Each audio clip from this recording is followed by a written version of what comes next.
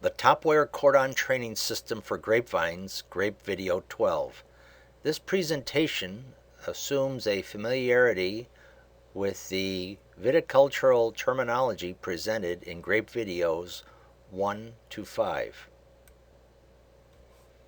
The Top-wire Cordon Training System is also known as Hudson River Umbrella, or HRU training, and it's also known in some parts of the world as the Silvos training system, or variations of that name. This is a very popular training system for juice grape production of Concord grapes, as shown here, and of Niagara grapes, and it's also very popular with production of a number of the hybrid wine grape varieties that are grown extensively in many cool climate regions. So let's take a look at what makes this training system so popular and look at its advantages and disadvantages. Listing the advantages, the first one is that it places the fruit and the renewal zone at the top of the trellis so the fruit and fruiting buds have opportunity for maximizing maturity. Here is a schematic of the Top-wire Cordon Training System. We can see from this schematic that the renewal zone is right at the top of the trellis, and the fruit zone is concentrated near the top, where both the fruit and the maturing shoots that would become next year's fruiting buds can take maximum advantage of sunlight at the top of the trellis. A second advantage of top-wire cordon training is that it's typically used with short cane pruning, and that means there's minimal annual tying.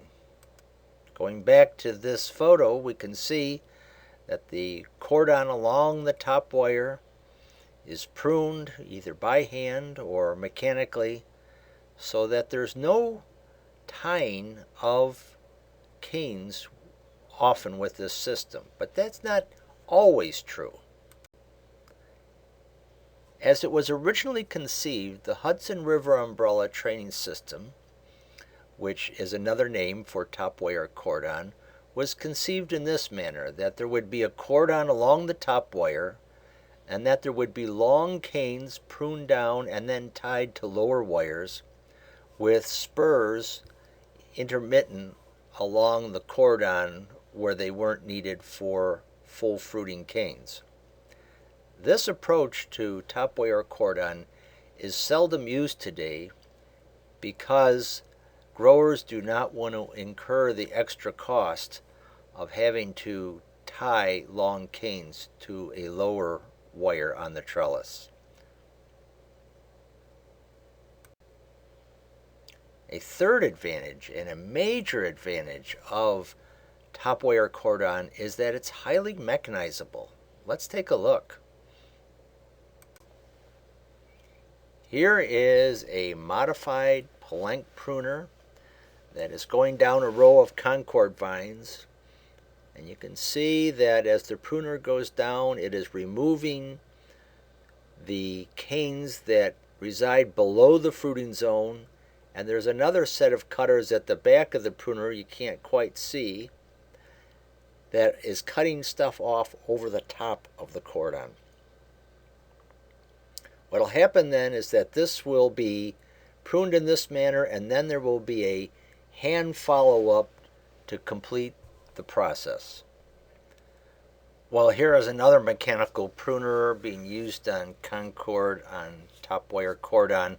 It's rather out of focus. It was an old 35mm slide, but you can still get the idea that here was a machine that was originally manufactured in Michigan, and it has two long vertical cutter bars, one on each side of the trellis, and then it has some spinning wheels that try to move the canes out and away from the cordon so they can be cut by the cutter bars. That's one more approach to mechanical pruning of top-wire cordon. And here's a third variation. This machine is manufactured by the Jellison Variety Fabrication Company of Benzonia, Michigan, and was originally developed by Michigan State University. And this is pretty much a vertical cutter bar with what we call a spider wheel at the bottom that tends to pull canes out from under the trellis so that one cutter bar can achieve both a vertical cut and an undercut at the bottom of the trellis. And it's highly maneuverable for angling up and down and so forth. So the mechanization of top-wire cordon is a major advantage of this training system. And here's what it looks like after mechanical pruning at times. There may be some hand follow-up here to make it a little more tidy, but in actuality there can be a fair resemblance to hand pruning with mechanical pruning. Well, here's another aspect of the mechanization of the top-wire cordon training system. This is a mechanical chute positioner developed by Michigan State University, and it will be commercially available for the first time in 2014. And the purpose of this mechanization is to get the chutes from on top of the trellis and get them to hang down vertically along the side of the trellis to open up the top so that sunlight can get in to ripen the fruit, and also to ripen the shoots into fruitful canes for the following year. So this is one more aspect of the mechanization of the top-wire cordon training system.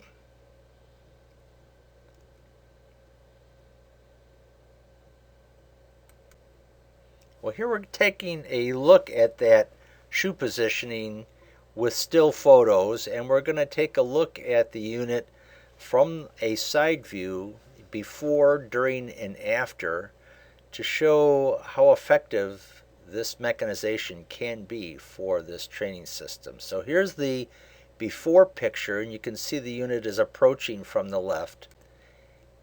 And here it is during its process of moving shoots down off the top of the trellis, and here it is afterwards. And that's with no hand follow-up. That's just one pass that was taken towards the end of June, and it's quite effective to get the shoots down and the fruit and the cordon area, the renewal zone, exposed to sunlight. An important aspect of top-wire cordon and its desirability for the juice grape grower especially. Well, yes, indeed, there are also disadvantages to the top-wire cordon training system. And as we just saw with the shoot positioning of shoots off the top of the trellis, shoot growth either accumulates in layers at the top of the trellis, or if the shoots are positioned downward, as we just demonstrated with the mechanical shoot positioner, this devigorates shoot growth. This actually causes vine size to go down by the downward orientation of shoots. So it's important when using the Hudson River Umbrella, top-wire cordon training system to make sure that we have enough promotion of vigor to keep the vine size up so that we don't lose fruiting capacity and capacity to produce a full crop on our vineyard. Well, a second disadvantage is the tendency to retain cordons too long. That's true of all training systems that use cordons. It's also true of top-wire cordon. Here is a picture of a Concord vineyard on top-wire cordon, and it looks quite nice as it starts to grow in the spring. But if we look closely, something like this, we can see that the grower has, instead of replacing the cordon, he's added to it at times just to keep things alive, so he's got fruiting capacity. And this messy cordon arrangement along the top over time can be a real problem because it becomes a reservoir for diseases like Phomopsis cane and leaf spot. And so this is a natural tendency once a grower has a cordon training system to leave that cordon too long, too many years, and then it really gets to be a problem with maintaining good vine health and good productivity of the vine. Well, a third disadvantage, it's not suitable for vineyards with frequent severe winter injury. Let's try to illustrate that. Here is a Niagara vineyard, and if you can believe this vineyard was about 15 years old, and we cut it off at the ground to renew the vineyard. Now, this is a simulation, if you will, of severe winter injury that might kill vines to the ground and they'd have to start over. So we'll suggest that if we had vines trained top-wire cordon and they were killed to the ground, we would have to work pretty hard to get back to that cordon arrangement. Here is that same vineyard during the first growing season with shoots growing all over, and then we've taken some of the shoots and trained them up on the trellis so we can spray them and keep them healthy, and we leave the rest crawl on the ground to maintain leaf area for the health of the root system. By the next year, we could, in this case, bring canes up from the ground, stretch them along the top wire, and produce a fair crop. This is a picture looking under all of that growth the year after we cut vines off at the ground, and we came back with a 7-ton to the acre crop, which is pretty decent. Now, this would be fine if we had a freeze and we killed out the vines and we could bring them back in a year, but this process of having to bring vines up from the ground, train them up the trellis, out the top wire, reestablish a cordon, can take 2 years and more, and that is not really acceptable in a situation where we get frequent winter injury. So when you're dealing with that combination of the site and the location of the vineyard and the variety having frequent winter injury, top-wire cordon would not be a desirable training system. Well, fourth disadvantage, it really must have a well-constructed trellis for best performance if you're going to have a top-wire cordon training system. Let's go back to this picture. See how nicely the cordon is established so uniformly so that it can be mechanized and it can operate well because this grower has done a great job of having good trellis posts, good end posts, good anchors at the end of the row to keep the wires tight, so everything is in a nice uniform plane that can be mechanized and pruned mechanically well. In contrast, here's a vineyard during the winter of 2014 where we had here at least 2 feet of snow. And I put this photo in because you can see that from line post to line post, the top wire is sagging and it's going up and down, sort of like the Golden Gate Bridge, like a suspension bridge. And when you get this situation, it becomes more and more difficult to manage the vines properly when the top wire is sagging like this. So you really need, with top-wire cordon, a good, sound trellising system to make it work to your best advantage. Well, a fifth disadvantage of top-wire cordon training is the potential for overcropping. Here is a Concord crop, and you can just barely see in the upper left-hand corner remnants of the cordon.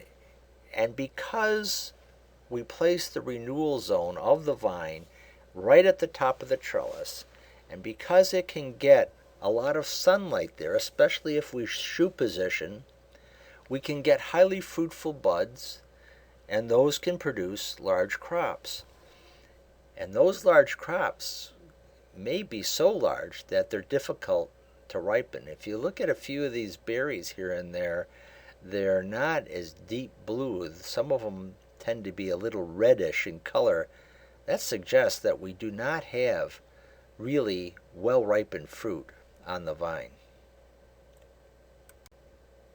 Now the Sauvignon Blanc hybrid wine grape variety can look as nice as this when the clusters are developed full, but here is Sauvignon Blanc on a Top-wire Cordon Training System with nodes that have become so fruitful that they've produced literally a few hundred clusters on a vine, and each cluster is not compact, it's loose, which helps prevent fruit rot. But the important part here is that it produces so very much fruit under these conditions that it becomes absolutely essential to do a lot of fruit thinning so that we get the crop level down to where it is manageable and we can get good fruit quality.